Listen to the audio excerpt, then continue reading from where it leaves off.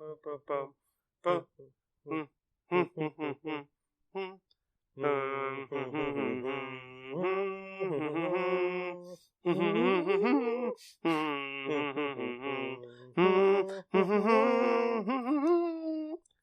try to beat the copyright.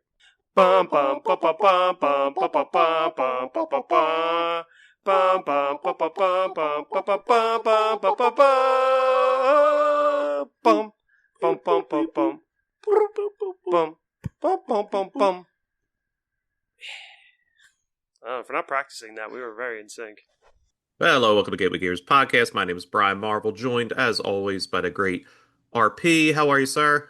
I am feeling marvelous. There you go. Excellent. We are at the end of our Marvel United Summer. This is the final episode, just kind of wrapping up the entire summer. How did you feel the summer went? I thought it went great. We played one of our favorite games all summer. So Yeah. it seems like the fans of the show seem to enjoy it as well. So Yeah, we did. We got excellent feedback. Not that we really care about numbers, but I've noticed a huge spike in our numbers just from talking about these boxes. The community loves Marvel United. It's a wonderful game. So I guess we should say you're welcome, but also thank you for letting us, for sure. for following us along. Because if this was tanking, I think we might have hit a pivot. Yeah, I might have sold the game. Just Yeah. I feel like I'm a fool. This game is garbage. We got some CMON news. I know you love CMON. I still haven't gotten my goddamn box. So the witching hour still has a ride for RP, nor has he really gotten an update on that. However, the last update was the end of May. It's crazy. It's crazy. The DC United, or whatever that DC version's called, Hushbox, is up on Amazon for purchase, which is classic CMON. Yeah. Classic CMON.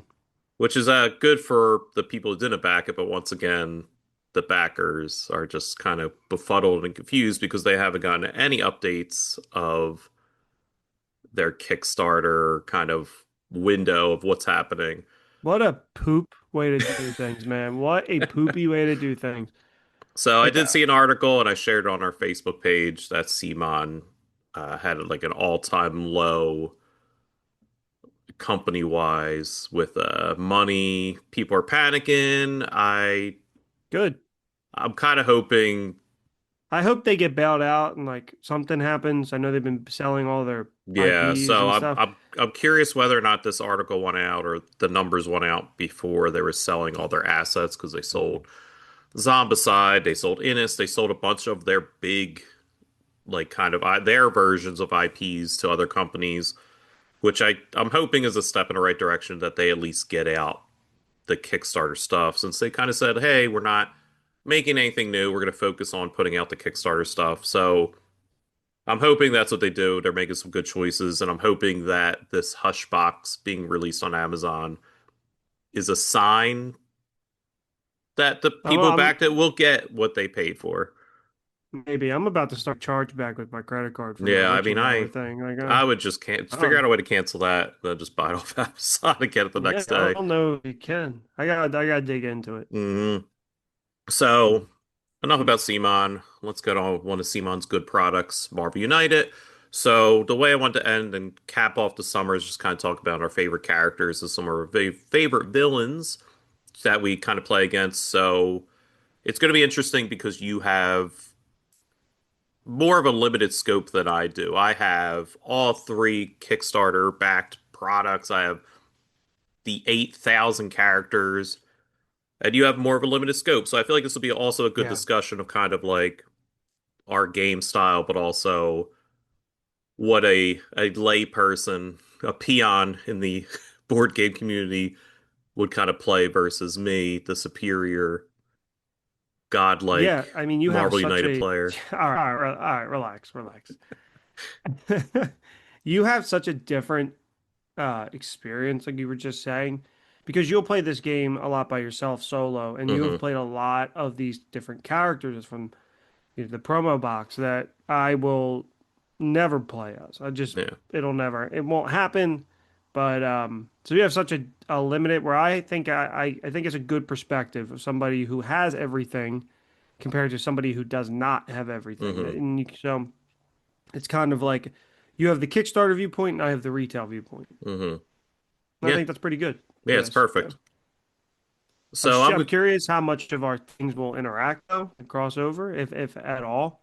so So it's funny when I sat down and really like looked through every character and like I have characters I never played, I never touched. There's characters that I probably may never touch just because I don't have comic book association with them. But when I sat down and like really went through my characters, there's a really interesting theme that if you don't catch it, I'll bring it up. And it kind of surprised me, but also not, it didn't. But I'm gonna start us off with was it all X-Men? honestly, yeah. It's all season two. It's a lot of season two characters. Hmm. Yeah, which I have a theory why, but I'll get into it at the end. So I'm gonna start us off first with my favorite comic book character and one of my favorite characters to kind of play as in the game, Spider-Man. Spider-Man is from, we'll say season one, wave one of Marvel United. He came in he had his own expansion Yeah, box with Green Goblin and yeah, I have that box. yeah, The I don't, it's called like Into the Spider-Verse, yeah, which is weird because it's just Miles, Gwen, Green Goblin, and Peter. and Peter, So yeah. So that was I a think little he's a weird. great character. He's not overly complicated, especially being a season one character. He has a good amount of movement, good amount of damage, but I love his special powers are really good for what they do. It's great power and great responsibility. So for great power, he punches 3 times in the location he's at, and each of the henchmen tokens he defeats, he gains a heroic action token. And then great responsibility is he can rescue 3 civilians in his location, and for each one he does, he gains a punch token. So those alone are really good to kind of use in the game. You and I kind of talked about we don't have a big problem with overflow happening, but having that mitigation to handle that is really useful. And overall, he's a good character. He just has a good amount of punch, he has a good amount of move and heroic actions. So that's probably my number five would be Spider-Man. Oh, okay, so you're going 5-1. I should Just have. I didn't, but I'm looking at my list and I'm like, yeah, he's Okay, probably my fifth of this. okay. Um, so I was prepared to do 1 to 5. So Yeah, I'm doing a little. we don't have a producer anymore, or do we communicate? So it Yeah, just these episodes are hard. we just show up. But all right, I was just looking for where this one character comes from. All right, so I'll start with my number 5 then, I guess. Okay. And I played him as him once, and it's Dupe Mm, from X-Men season 2. He's a stretch goal. Not, I don't really know too much about him from a comic book perspective, but he's just cool. Like he looks cool. hmm. And he just has he's mainly like a jumping character. And there's some additional things like some of the other characters we talked about this summer about like, okay, well, if another character performs something, then he can do something additional. Because I'm pretty sure doesn't he just duplicate other people? Is that his comic book thing? No, Dupe is. I honestly don't know much about Dupe. He's just like one of those odd characters. I think he's wildly overpowered. Like I think he just has a Yeah, he bunch looks of like powers. he He looks like a basically potato, a he green looks like potato. a floating kidney bean, Yeah. basically. Is like what he is. But he can like travel. He's a card called Travel Across the Margins, which Mm, allows you to swap your card that you play with another card in the storyline. You can relocate a number of heroes, things like that, and you can move to another location and do 2 wild card moves, like things like that. He's super cool. I hmm. played as him once. He's weird looking. Um, but I'm a big fan, so I put him at number 5. Yeah, so I'm looking at his powers real quick. He has dimensional travel, telekinesis and energy protection, immortality and regeneration, body control and size manipulation, and immunity to psychic attacks. He's just one of those like weird characters. Yep. All right, my next character is Nightcrawler. The One of my Nightcrawler, Kurt Wagner. It's not bad. I gotta do it again. Kurt Wagner. Kurt Wagner, Kurt Wagner, the Nightcrawler. Nightcrawler. One of my favorite X-Men characters in Mine, general. Just mine as well. yeah, just by look and power. He's incredibly thematic. Like he might be one of the more thematic characters in the game, especially even for a season two character. Every one of his cards has movement to the point where he has to move. So a lot of his cards say you must move to another location, and it's a good movement because it's not the location next to you like normal. You kind of move clockwise. He can move wherever. So he'll have movement and heroic action, movement and punch. One is movement and double heroic action. His two wild cards don't have movement, but it's fine because they're wild cards. They're already pretty overpowered. But a couple of the cards also let him move other characters. So if you're on a location with him, he can carry you to another location. So that movement is pretty good for depending on the situation. There's certain villains you need to get away from. There's certain villains you need to catch up to do something. And he's a great kind of teammate to kind of have Hmm. for movement purposes. Absolutely. It's super thematic, which we love. Like I love that every card has movement. Yeah. Okay. My next character, no surprise to anybody who listens, but it's the blue-eyed, ever-loving thing. Mm, Um, Obviously, I love the Fantastic Four. His sculpt is awesome. I'm in love with that box. Um, he's just a cooler version of like in terms of, I mean this in the simplest way. He's a cooler version of the Hulk from season one. He just does a hmm little bit more. Has the jumps, has the movements, has the power. So you always need somebody that's got the extra power. And why not have the classic hero, one of Marvel's first superheroes, the Thing, hmm and just a lot of punching, a lot of jumping, and like a jump with a lot of additional punches. So here's the thing. I love it. Yeah, that's a solid choice. I didn't put any of the FF4 on there just because they work so much better as a team. If we're doing teams, then for sure they would make it. Well, apparently that's like all in Avengers Doomsday is like six different teams. hmm Enough talk about it. That's for previously recorded. All right, my next character is Multiple Man. So, uh, Multiple Man's just a character that I really enjoy. Oh, Kind of, from yeah, he's really part of the Brotherhood, right? yes, but he's part of a in the He's well, that's in the comics. He's part of an X Factor. Multiple Man obviously has the ability to multiply himself. He can create clones of him. His sculpt is really cool, where it's just him kind of back to back, and there's three of them on the base. And his power set is again super thematic, which I love for this game, is you have tokens of Multiple Man.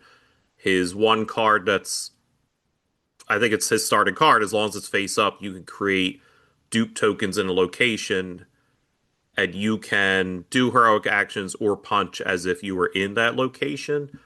So he could kind of jump around the map and he's dropping dupes down. The dupes go into the spots of where like the henchmen and the civilians go. So it does take up a spot. So there is like a downside to it if the villain you're fighting fills those spots up.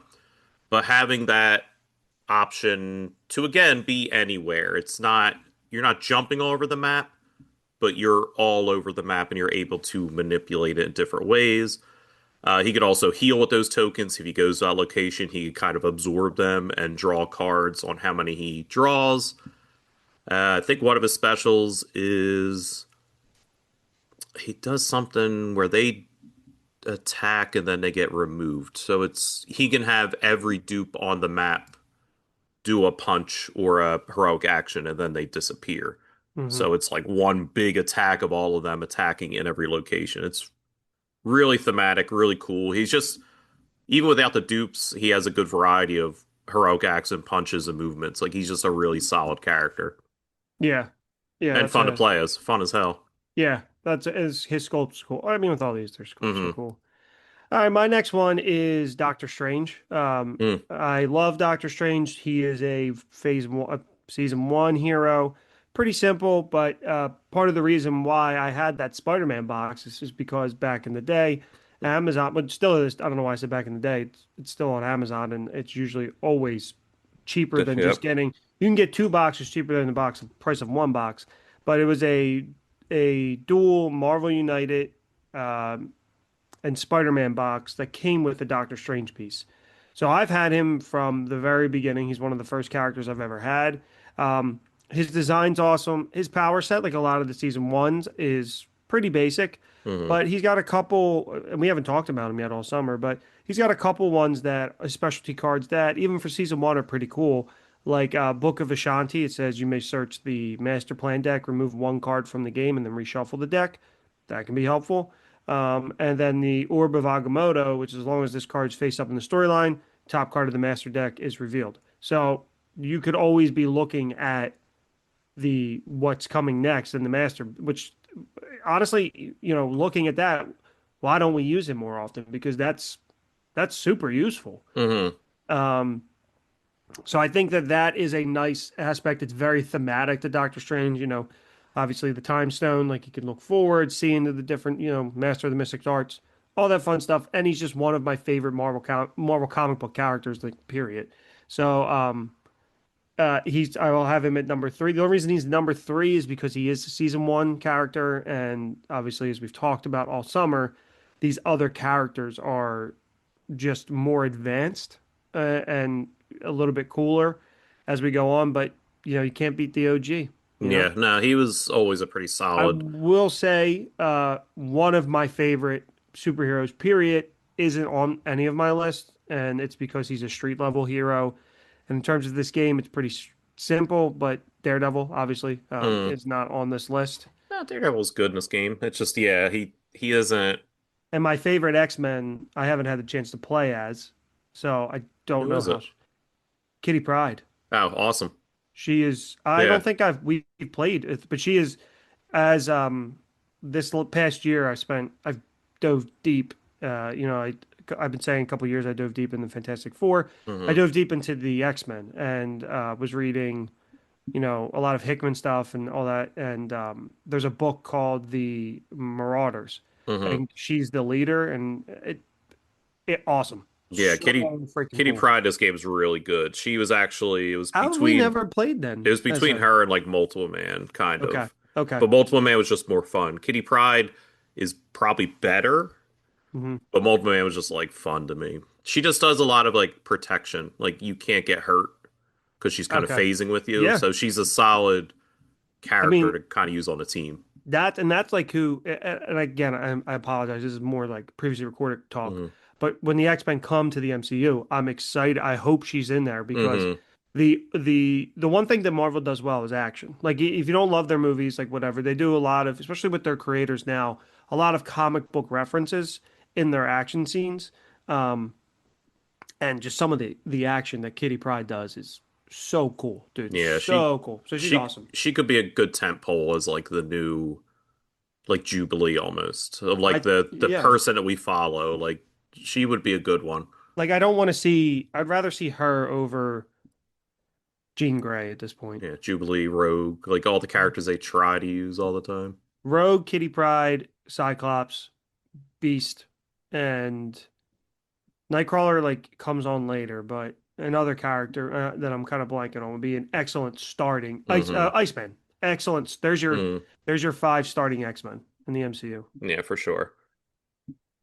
All right, so speaking of X-Men, speaking of your favorite Jean Grey, one of the Summers is on my list, but it is Rachel Summers, the alternate dimension child of Cyclops and Jean Grey, who is imbued with the Phoenix Force. So she is, for all intents and purposes, the Phoenix in this game.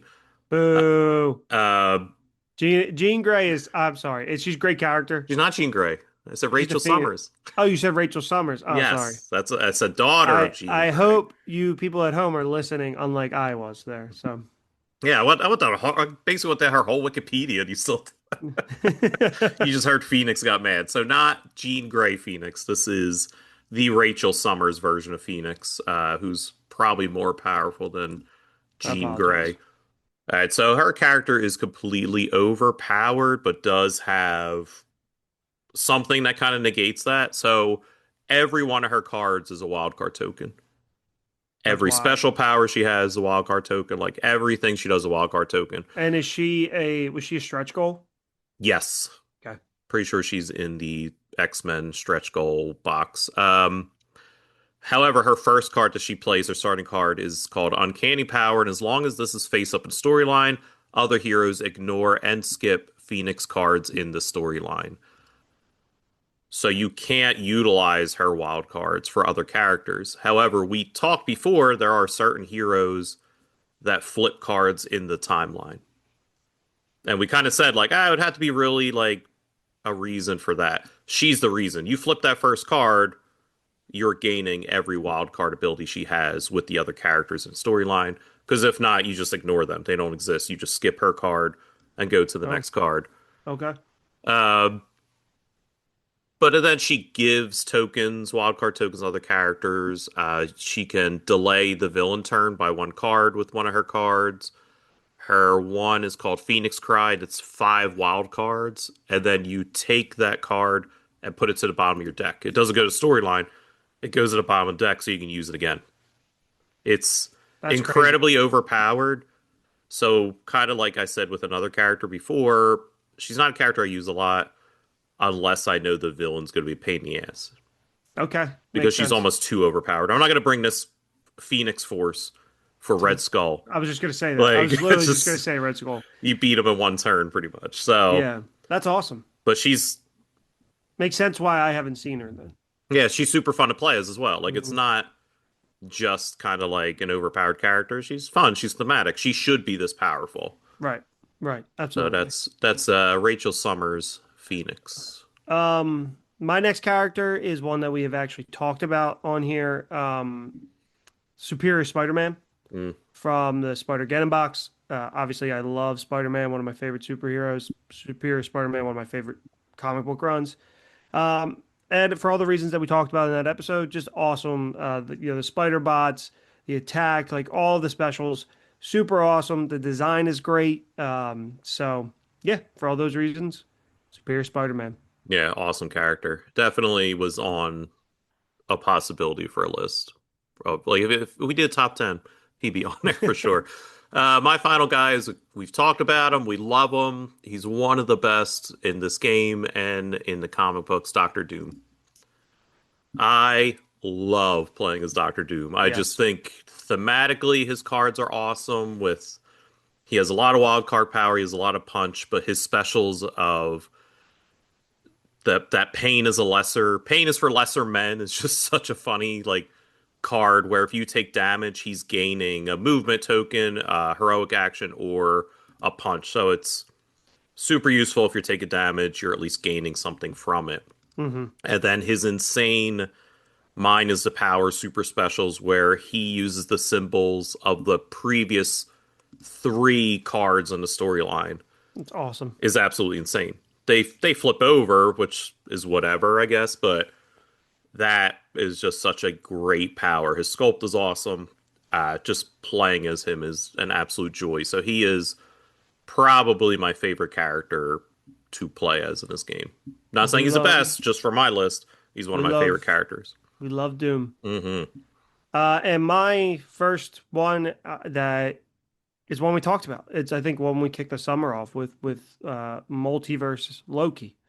Um, as a hero, I just love him. I think he is very thematic, cool sculpt, not overpowered, but a good character, and has some cool effects like shape shifting, which is like Hmm. until the beginning of your next turn. When you take damage, you can redirect it at another hero or henchman in any location. Super useful, super cool, super thematic. And the design on the card is awesome because on that one specifically, he's changing, he's halfway into changing into Captain America. So again, there's a lot of characters that I have not played as. There's a lot of characters I've only played as like once. Hmm. So, this is kind of a not as broad of a list, I think, as yours. But I think this is, especially ones it just happened to be some of the ones we covered this summer. Um, because I could do a list of 20, like my favorite 20 characters to play as. Yeah. And, like even in that box, Cosmic Ghost Riders is awesome too. So, Yeah, yeah. That it's funny. Like I said, a lot of my characters are all from like season 2, and I think it's mostly because I played season 2 the most. okay. Whereas season or wave, I keep on seasons, but wave 3, I've played, but not as much. I think X-Men, the Wave 2, I was just such a fervor of like, oh my God, I'm so excited. Like even like Wave 1 I played, but Wave 2 X-Men, like I just ate up because there were so many fun Yeah. characters and it was just such a bigger game at that point. We kind of talked about Wave 1, which is like a little more simpler. Like even a lot of the heroes and villains and the stretch goals, they were different and unique, but when Wave 2 came out, every character felt powerful. Like even in that X-Men base box, like Professor X and Wolverine are incredible like Yeah. characters to play as. Yeah, absolutely. So I guess I'll kick off. You kicked off the heroes. I'll kick off the villains. Alrighty. So and it feels weird putting him at five, but I think just because of everything else that's there, I'm going with you put him as your favorite hero. He's my favorite villain, one of my favorite villains. Doctor Doom, obviously I love Fantastic Four and getting to take down the Doom bots Mm-hmm. is super cool. His setup is awesome. He doesn't have the fifth, there's instead of the five henchmen, he's got four, and the henchmen are just you have to fill up the Doom, you got to heroic action them. And then like it's all about the Doom tracker, like the Doom bots. If the Doom bots Mm-hmm. overflow, then you increase the villainous plot, the Doom tracker, which is fun because you can put like Doom bots, Doom tracker, Doom attack. I don't know. You can put Doom in front of everything and it works for him too. So like it's just fun. So he's simple. He is like you have the you have. I don't want to say he's like simple, He's but he's more simple in straight theme. in Like, theme. yeah. He's more straightforward. He's not easy. And then you have the overpowered God Doom Emperor in Yeah. the multiverse box. So if you're like, oh, this isn't scratching that itch, well, there you go. Go to the multiverse box Yeah, and get go that. not have fun. Um, Exactly, exactly. So so he's number five, just mainly because he's in a newer villain, mhm, an older villain, I guess. yeah. So he is on my list as well, so I'll just jump into him. He's probably my number three. You're gonna mess up my list now because I'm gonna All right. order, but he's probably my number three for a lot of the same reasons you said. I love the idea of Doombots and like them being tokens as well. It just adds such a funny theme. Like they didn't have to make different tokens. They could have used like the henchmen, but I Yeah. love that they were like, we're gonna print out little Doombots, and it's just Hell yeah. Well, he's just such a funny character again to play as and fight against because of the absurdity of him. Like I think because you and I always kind of make it like it's a comic book scenario in a way of like how would this happen? Why are these characters getting together? Whenever Doom's evolved, it's just like Doom. Like, he just shows up and he's just a problem for no reason. that's Doctor Doom. Yeah, so yeah, he's probably my number three. All the same reasons you said. He's just a well thematic character that is simple in execution to play against, but not a walkthrough. Like he's very much a challenge. Yep, absolutely. So my next villain is Mystique. Mm, I think we've only played against her once. So Mystique has an interesting setup because she involves Senator Kelly. And basically, her plot is the heroes lose if Senator Kelly takes any damage.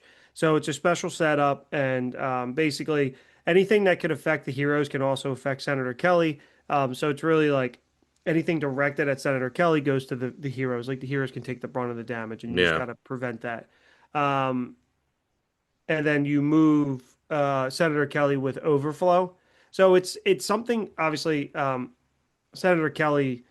The easiest way for me to reference him is the first X-Men movie because he's leading the charge against the mutants, against outlawing these mutants Hmm. and everything like that. Um, I'm sure there's stuff in the comic books that I just haven't read, but I like that setup. I think it's interesting. I think it's different, and I think Hmm. it's very thematic, at least to the film.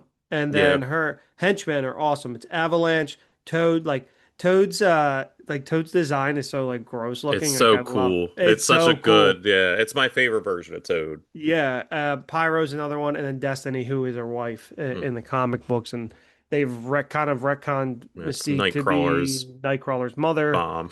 Yeah, yeah. So it's interesting, and Mystique is a badass. Like she's one of the coolest X-Men too. That I don't know if is ever properly utilized. Hmm. So for that reason alone, those are the reasons I think it's very cool. Yeah. I have her number four. Yeah, it's a solid pick. I like that.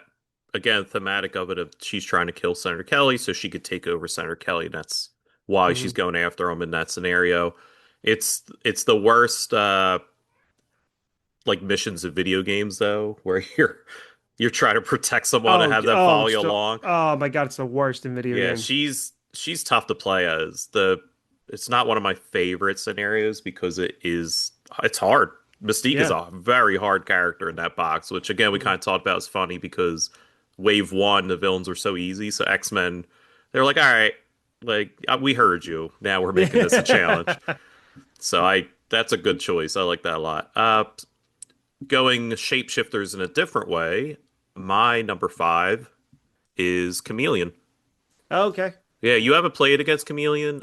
Chameleon is a really fun character to play against. It's again not a hard character. He's not hitting hard. He's not doing a lot of damage to you. But the Chameleon in the comic books isn't a shapeshifter, but a master of disguise. I think they kind of retconned where they can change his face, but this version he's just kind of putting on masks and taking off masks. So That's yeah, it's cool. yeah, his setup is that he has 8 tokens that are you play face down. They're on the board and they are like find the chameleon tokens and they're not utilized until you can complete 2 scenarios, and then when you land on one of his locations you flip up guaranteed 1 token and then a token for each empty spot at that location where the henchmen or civilians are. So if you land on a location and it has 3 henchmen in the spots, but 1 empty location, you pick 1 token for the empty spot. What you're trying to do is you're trying to flip the token that is the chameleon side, basically found chameleon, so you can hit them. If you flip that over and they're both blank, you can't hit them. And then you flip them over, and then he kind of moves around as if he's slinking into That's cool. like the crowd that's there.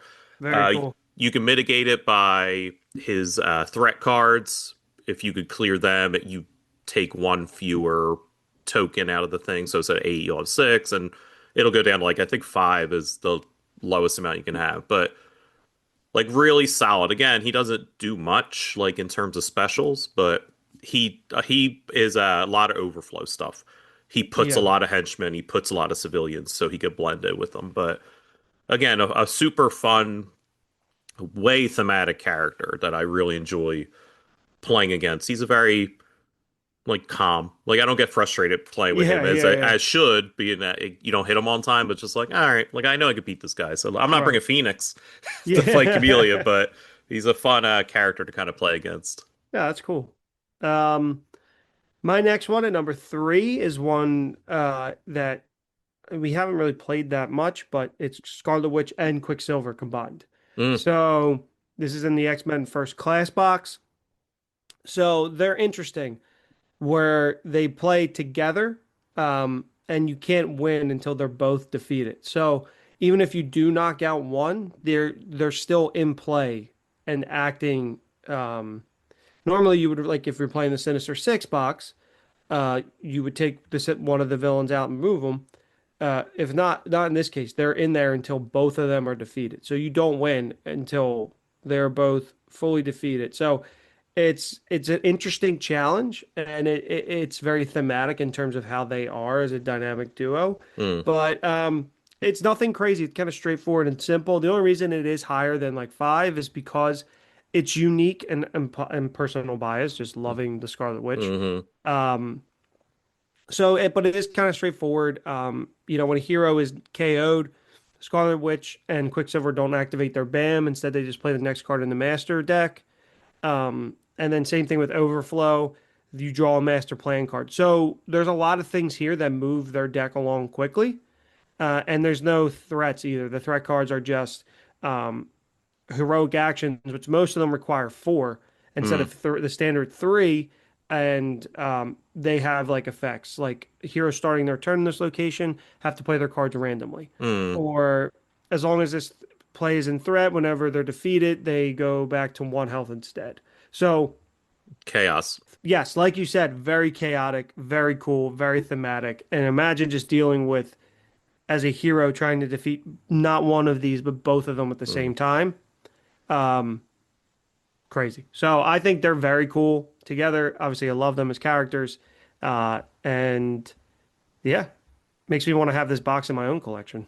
No, that's a solid pick. I don't love that box because it's the first class X-Men, which we already have all the X-Men. I don't need them in their kitty form. All right, so what would it be? I already did my five. I did my three. I'll say my number You're four. four.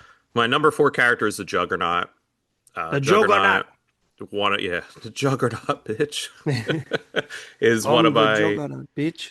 one of my favorite like looking characters. Like obviously when I was a kid watching the X-Men animated series and the Juggernaut would pop up, I was like, "Oh my God, look at this dude." Like he was just such a cool looking character that was just insanely strong and idiotic. He's just again, the sculpt is awesome. I love his power set as a villain. He just isn't overly complicated. I think he's a good starting character to kind of fight against. He moves around the map a lot, and no matter where he passes, you get damaged. He's a hard character to play against. He's not easy. So if you're just in the way, he hits you. It just Hmm. makes sense. He can go clockwise or counterclockwise. There's no real rhyme or reason behind it, so you can't plan for it too much. And then all his threat cards are thematic, where they're like the Avatar Sidorak, the Power Sidorak. You have to get rid of those before you can do damage to him, even if you complete the two missions. And then a lot of his Master Plan cards replace those cards. So it's a challenge. It's a race. You're trying to stay alive and you're trying to like kind of defeat him while mitigating a lot. He's a character you have to juggle a lot, but he's not overly complicated. It's not bells or whistles. It's like, all right, this idiot's running around the map. We need to stop him and we need to clear these things. Hmm. I like him. Hmm. All right, so my final two are kind of cheaty, I guess, in a Okay. way. So my next one is the Sinister Six. Okay. Solid. I like asterisked them. Yeah, because so in this, which we've talked about this and not this summer, but in previous episodes, it's the Return of the Sinister Six box. It's Doc Ock, Mysterio, Craven, Sandman, Electro, and Vulture. And the way that the game works is there's six villain dashboards and it's incredibly cool. Hmm. It's one of my favorite things to play. It's my favorite box, Yeah, period. for sure. And my one of my favorite things to play in this game in general. Um, and now you have the expansion where you can Which, you can yeah, I put haven't in. touched it yet because I'm waiting for you. We Is can, it? Can you pick and choose whatever you want, yes. or yeah? So in the part of the Kickstarter like version is that you get tokens for every Spider-Man villain from wave one, two, or three. So Spot, Chameleon, Lizard, like every character they have made that's kind of like a Spider-Man villain, you can put in this tracker now. So there's like six spaces, you put them in, they have a special power, but like a lot of the stuff's generic, Hmm. like to kind of keep it Yeah, able to keep do. it. But you can Yeah, make whatever version of Sinister Six you want. Green Goblin's the leader, you can have that. You want Mr. Sinister as the leader with the Lizard, Craven, yeah. The only one I and the think Spot. I would Like, switch out in there is instead of the Vulture, I would probably put the Lizard, oh, like in interesting. the original box. That's your original. That's your version of Sinister Six. Yeah, I prefer Green Goblin, but Green Goblin doesn't get along with all of them. Like he Hmm. doesn't follow orders, or whatever. But Doc's the leader. Yeah, I mean that's kind of the video game, the Spider-Man video Ah, game. okay. You're That's going by the kind of video it, game. except for Craven. Hmm. Um, yeah, no, I don't know. I love all Spider-Man is the Batman of the Marvel universe with villains. Hmm.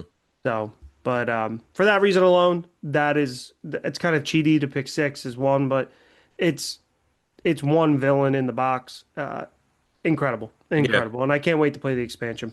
Yeah. It's again like that. Probably if we kind of discussed that was on the table, that would be my number one for the reason that we kind of said that's the best modular for this game. Like if you just got the base box and Sinister Six, it's an amazing game by itself. Like adding Hmm. everything else makes it more incredible, and then now having the option to have Venom Carnage with the Lizard, like and being able to mix it however you want is incredible.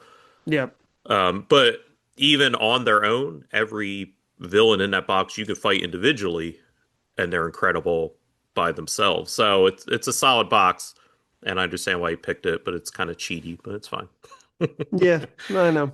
Um, my number two is a weird one. It's one where I just kind of pulled out one day. I don't know much about the character. It's not a character I resonate with a lot, but I was like, all right, I haven't played against this villain, and I really enjoyed it thematically, and it was a challenge. Is Blastar? Yeah, Really? yep, your face, yep. So Blastar is I think a Fantastic Four villain or humans. And humans, I don't know. Can't really not seeing much information jumping out at me. So Blastar, I've seen him in Guardians of the Galaxy. yeah, I've seen him in Fantastic Four cartoon back in the day. So Blastar just is like this troll looking dude. That's it. He's just like a He, big yeah, muscular, he's from the negative zone. yeah. So like Tro that's what I've seen in the Guardians. He runs like this prison in the negative zone. Okay. Yeah. So negative zone is a big component for him. So his special setup is there's a negative zone location that's away from the map. He jumps around, beats your ass, and then if you when he bams, if you're in his location or the location adjacent to him, he moves that character or characters to the negative zone. They Wow. lose any tokens they've had, and they are stuck there until another hero frees them. So how you do that is you go to these threat card locations, and you could forfeit one heroic action to free them. Oh, It's that's pretty cool. it's frantic, like it's just Yeah. because he's constantly bamming. So characters are constantly getting thrown there. For He people who also, are wondering, he looks like Beast from Beauty and the Beast.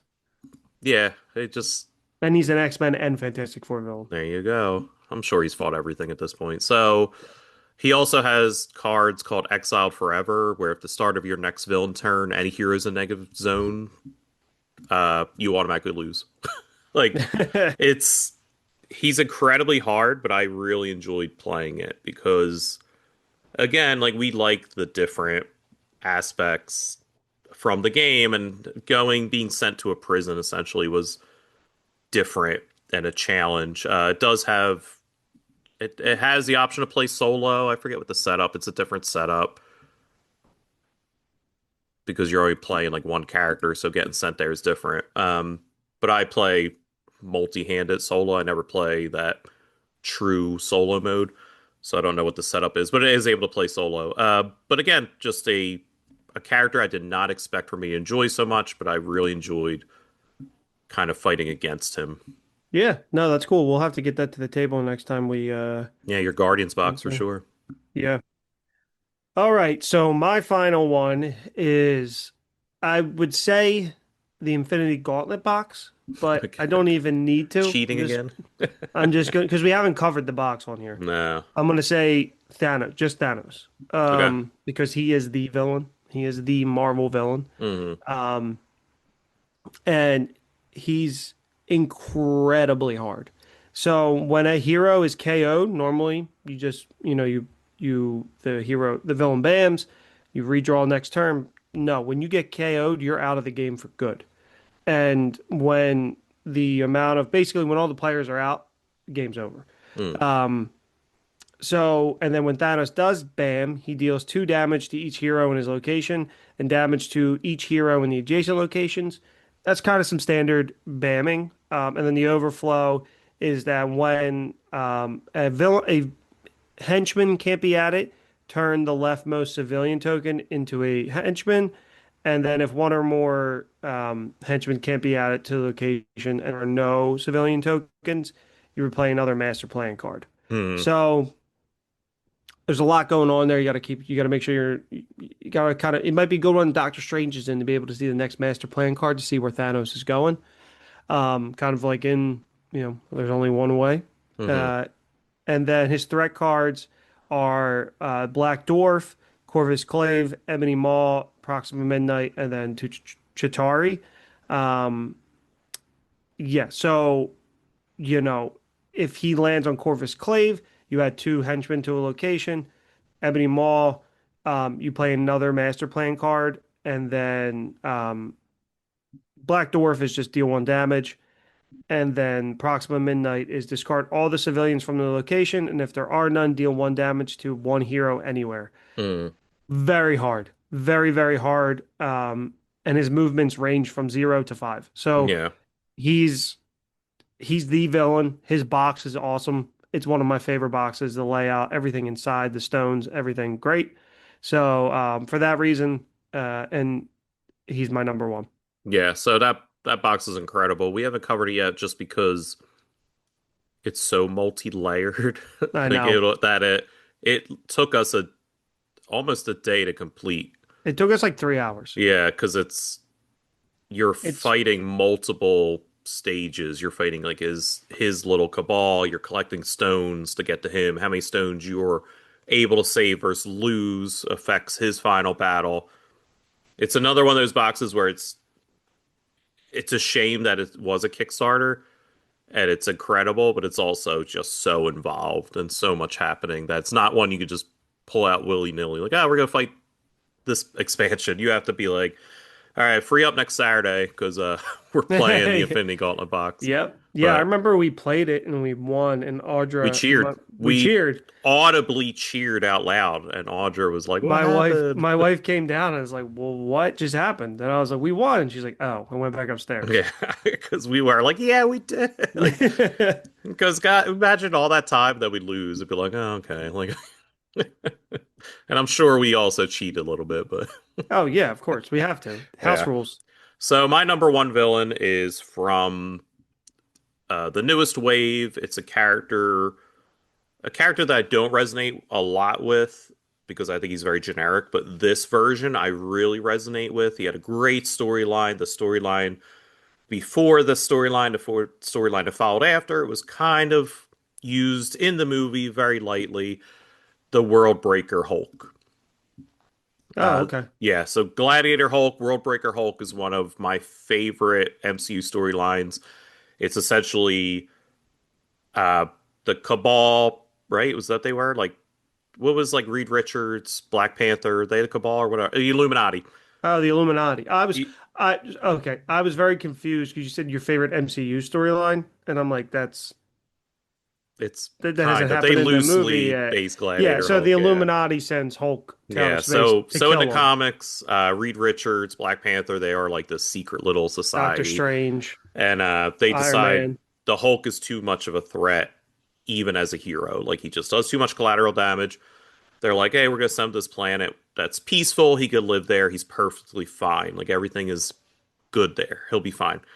He gets the ship kind of skews off course. He ends up on this like war planet where even he's kept as a slave for a while. Eventually, he Is it just Sakaar? Does he end up yeah, on Sakaar? yeah. And eventually, he beats enough ass to like take the planet over. He marries this chick. He's happy. They have a kid. Everything's good. One of his little peons decides that he isn't rageful anymore and he needs to go conquer. So blows up the ship that he was sent on. So then kills his wife and a lot of his people. So the Hulk blames the Well, heroes. he kills his wife who is pregnant. Yeah. Yeah, and then he blames the heroes. Yeah. Yeah, he blames the heroes because of the message on the ship. So he's just like, ah, all right. Comes back to Earth and just like rages war on everybody. The comic run was awesome. It went World War X-Men, Hulk. it went everywhere. Every hero had a book where they were just like, ah, the Hulk's coming. They had to deal with it. They all got their asses handed to them. This is like a Hulk who is smart, a Hulk that is rageful, and like basically unstoppable. So in this version of the game, we're dealing with the same rage-driven Hulk. This is a very hard character to play against.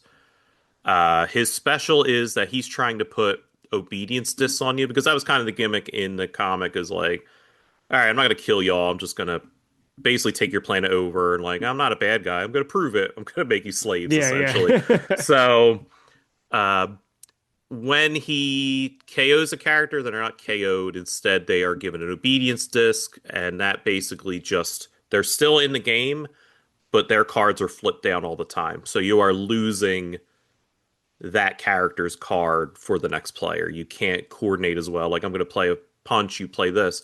That card's negated. You play it, do whatever it does, but then you flip it over. Once he's able to obedience disc everybody, he wins.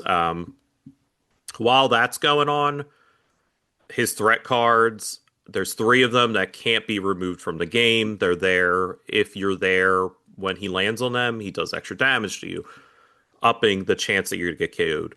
His uh, people that he brings with him, Korg, Meek, and No Name, are awesome. They do a boatload of damage to you. He also has a rage card that collects movement tokens, and if one of his rage cards is triggered from his master plan cards, if he's not on your location, he'll use those jump to find you and then beat your ass at that location. Like there's no escape from him. He will get to you. There's no way to like plan like, oh, all right, I'm far enough away from him. He'll rage out, chase you down, and just pound you down.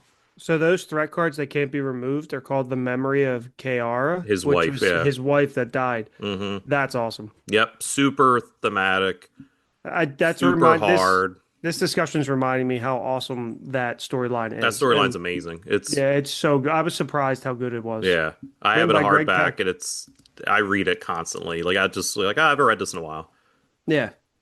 And then look at his health if you have his stats in front of you. Yeah, 12. Jesus Christ. If you're playing with 3 characters, his health is 10.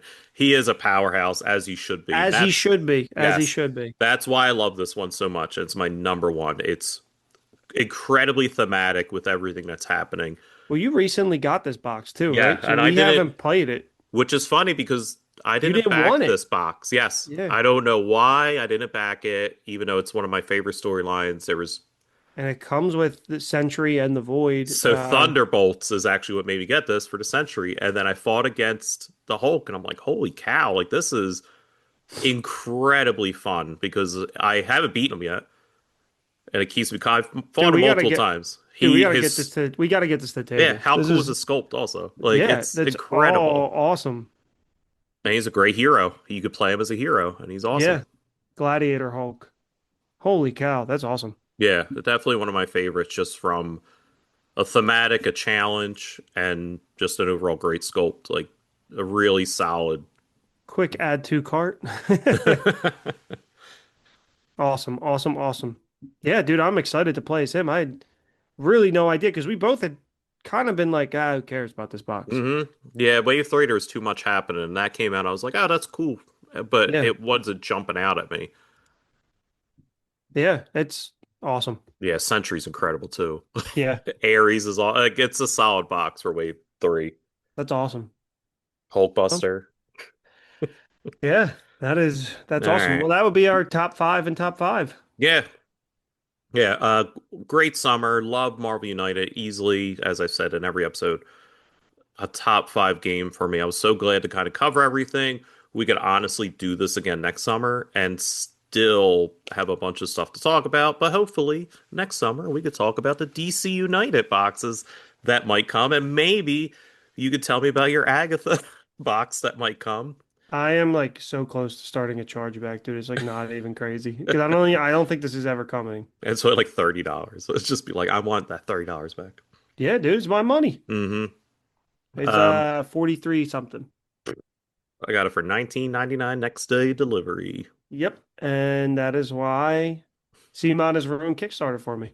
Mm-hmm. So thanks. They're on GameFound, but still. Thank you, RP, for joining. This is a great summer. As thank always, you. I love our summer events. They're always a joy to kind of mix it up compared to usual stuff. However, saying that, we're looking forward to starting season whatever, 5, 4, 3. I don't even know what we're on. But I'm excited to get back to the groove and getting back to being silly, having fun, and bringing new games to the audience and to you. Absolutely. As much as I have enjoyed this, I want to say I'm excited to play other games, but I don't think I am. Yeah. Because you saw some of the games on a pipeline, but I did, kept a lot secret from you because I want to get back to the old format of surprising. We got to, but I love Marvel United. It's the best. Maybe we'll go to the Villainous Summer next year. Maybe. Uh, That would be awesome. That's a good idea. Put that, mm. jot that down. All right. Well, thank you, everyone. Be sure to like, follow, subscribe, all that nonsense. If you like what you hear, you'll love what you see over the Instagram, where we, all summer have been covering new games, different games Yes. besides Marvel United. I've actually not put up much Marvel United stuff, but also anything we cover, anything we don't cover, anything I'm excited for. Becoming more active on Facebook, even though I don't want to. I'm becoming more active at Board Game Geek, which I'm actually enjoying writing reviews over there. Just trying to get back into it, trying to grow a little bit. So You're doing thank you. marvelously. Thank you. Thank you. Thank you. No pun You're welcome. intended or no pun intended. Yeah, I always pun intended. Okay. All right. But thank you, everybody, and see you in a couple weeks. Yep. Love you all. Thank you. Bye bye. Ta-ta for now.